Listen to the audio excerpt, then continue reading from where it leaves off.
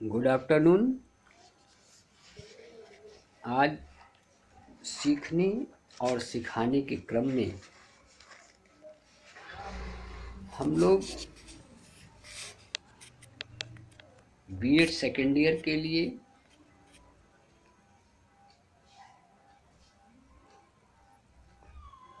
Part 2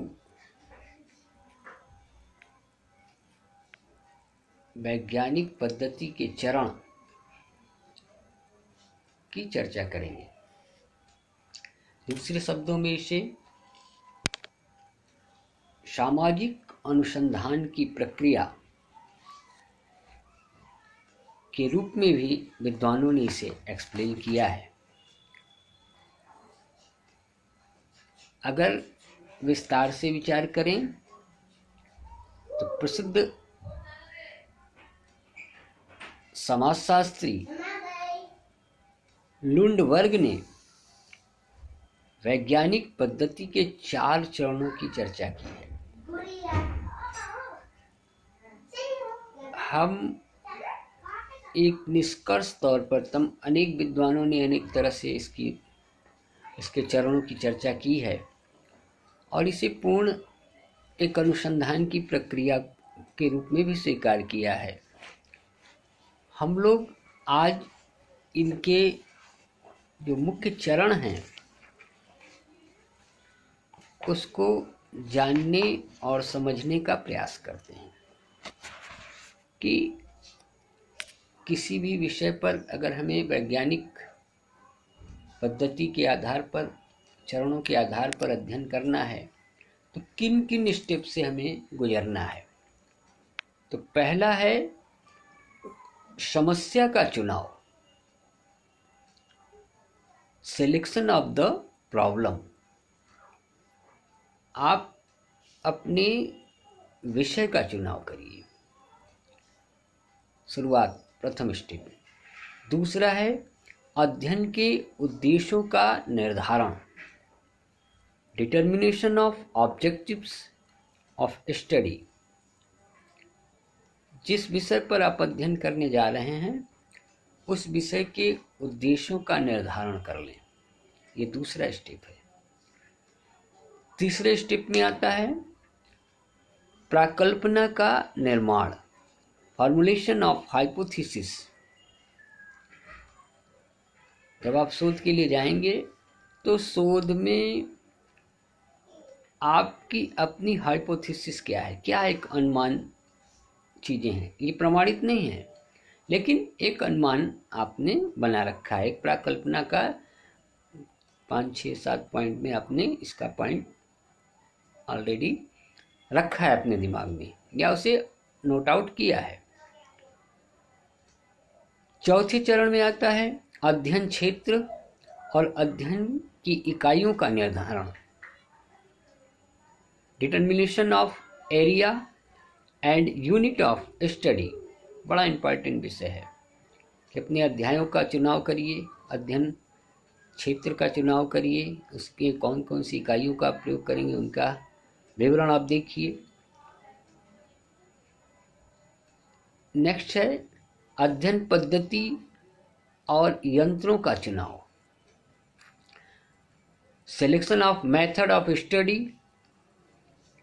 and study tools का निर्धारण करिए। फिर नेक्स्ट है अवलोकन एवं तथ्यों का संकलन, observation and collection of data, interpretation of data.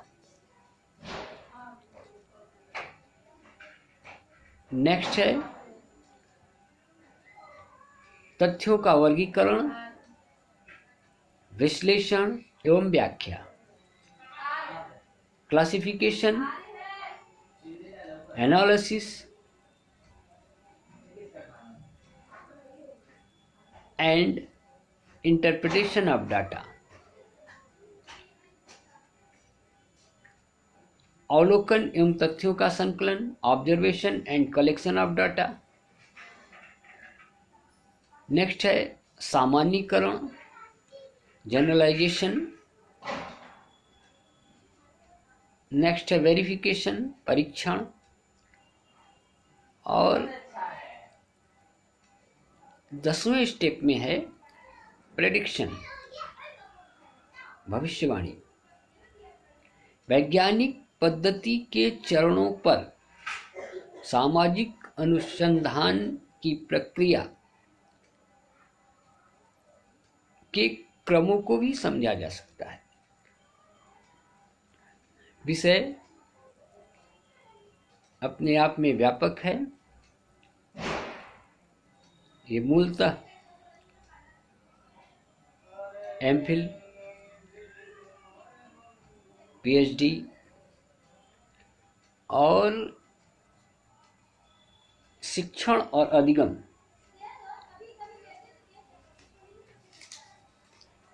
के लिए विशेष उपयोगी है। इसलिए BEd first year, BEd second year, MA first year, MA second year, MPhil, या जो अभी रिसेंटली पीएचडी में जिन लोगों ने रजिस्ट्रेशन लिया है, उन सब के लिए ये विषय आवश्यक है, जानना चाहिए। As a scholar, as a student, as a teacher, जब आप बेहतर जानेंगे तभी आप बेहतर बता पाएंगे।